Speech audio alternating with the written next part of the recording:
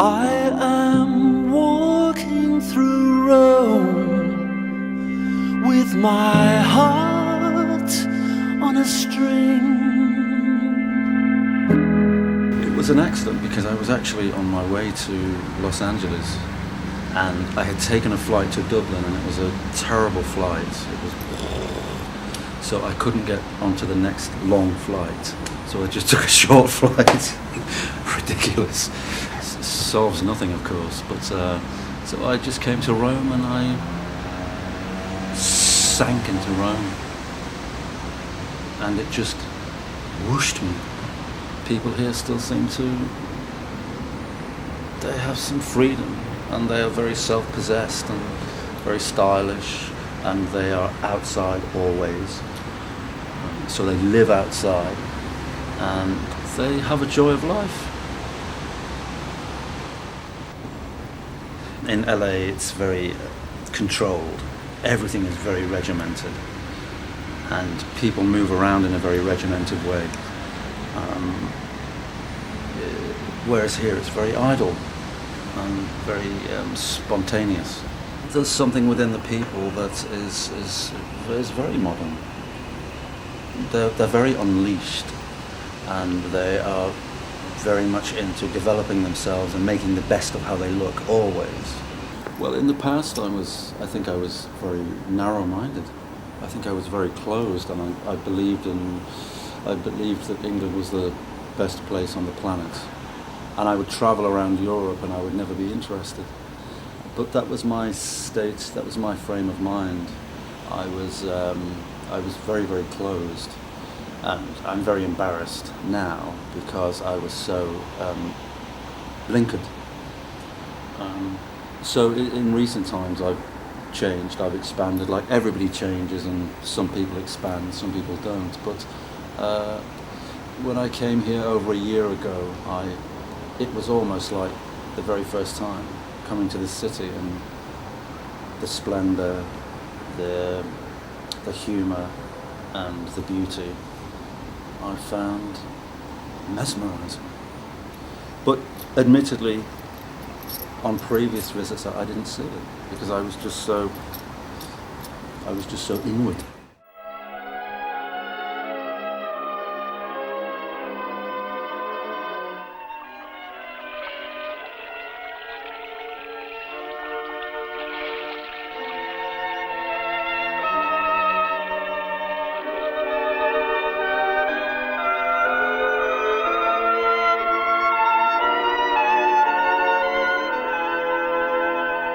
It was only on coming here and walking around the streets and walking around the areas where he made his famous films, and the flavour and the understanding of what he was doing and why he was doing it was like discovering poetry for me.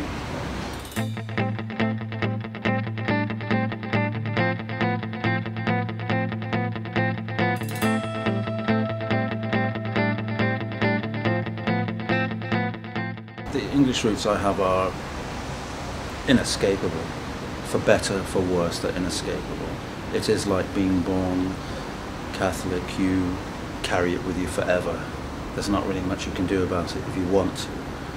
So I'm still principally English, of course, but I can't stand Tony Blair, and I can't stand his government, and so I'm keeping away.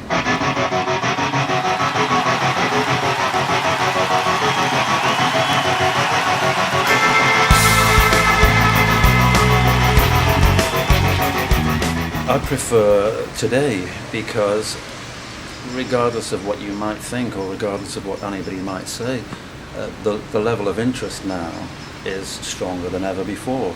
People always seem to refer to the Smiths period as a golden period, but compared to now, people are more interested.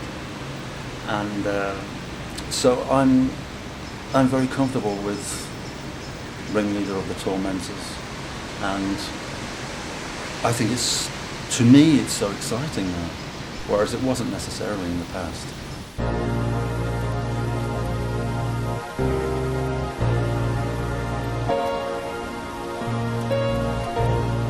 I had imagined that it would be more also tranquil and genteel. That's the way I was feeling. I was feeling very wistful and very slightly wearisome.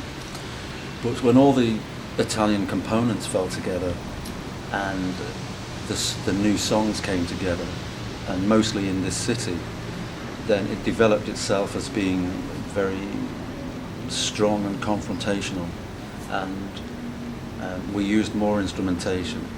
So the songs, there seems to be a lot more happening in the songs. And Tony Visconti, of course, is a genius and embellished everything beautifully. And of course he's of Italian stock himself, so the fact that he became involved is also a fascinating part of the jigsaw.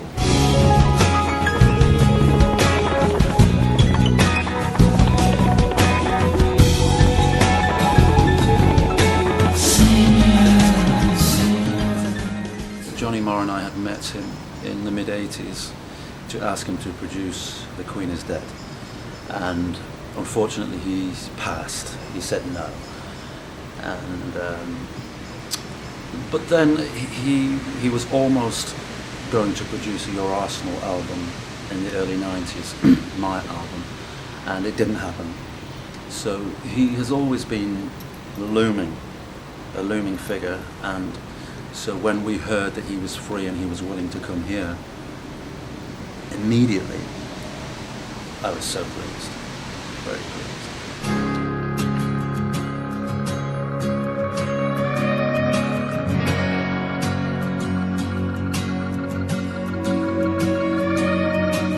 Jesse is sort of Texan, Mexican Texan by birth, and Mexicans will say Tobias, Texans will say Tobias. So take your pick. He has a very strong sense of pop melody, but his playing is very guttural and very deep, and so the fusion of the deepness and the pop melody I thought was enchanting, because I feel that I should be categorised as pop, but I'm not sure really.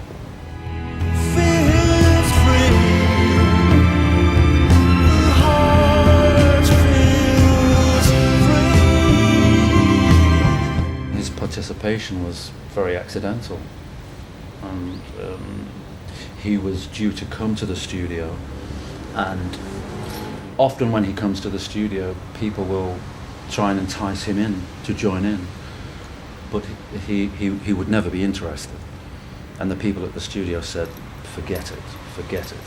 He has refused everybody on the planet. He says no. Every conceivable big name that you can think of, he has.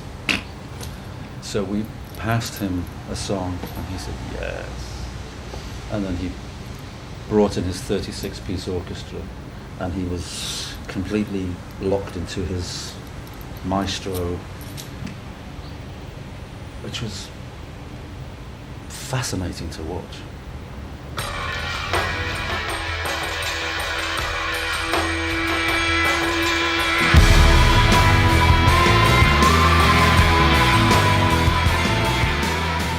Sex, Drugs and Rock and Roll is a trilogy, is a basic trilogy. You took one of the three bases of this trilogy and completely forgot about the two other ones. Why did you put them aside, away? Well, I didn't really forget about them. I just sidestepped them, but I always knew they were there. But I don't know. I don't know why. I was simply suddenly doing this and in this life, and I don't really know how it happened, because as I had previously said, it shouldn't really have happened. I was a very introverted person, and introverted people didn't seem to belong in pop rock music. So the fact that I ended up was peculiar. It is really as if it's a demand. It's not particularly a personal decision. Most people fantasize about singing or playing or being on the television,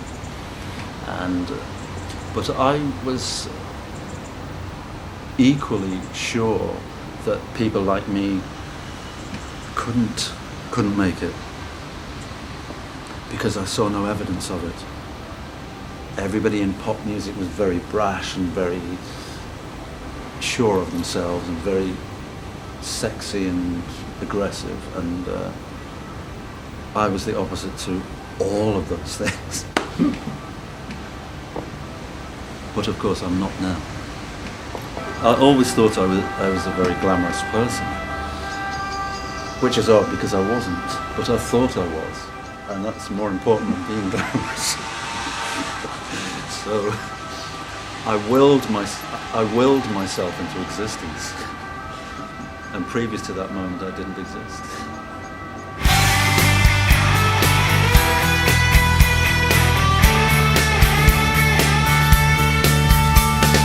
I can't ever understand. Many people said impossible, because David Johansen will never become involved again. He's left it, he doesn't want to know. And I telephoned him at his house, and he was very interested. And he just said, I'd never thought about it before. Let's see if we can pull everything together. And Arthur and Sylvain were convinced that David would never be interested. And as always, since the split, as with all groups, people say bad things about each other. And they had all done that. But piecing it together, bringing them to London, doing the 2 concerts at the Royal Festival Hall, and then going elsewhere, was, for me, mesmerising. And it was also mesmerising for me because they were so good, and people liked them so much. The very first concert in London, the tickets just disappeared immediately. And I don't think David and Sylvain and Arthur thought anybody would go. Or I think they thought it would be a small, sweaty, marquee type club. So they were very, very moved by the whole thing.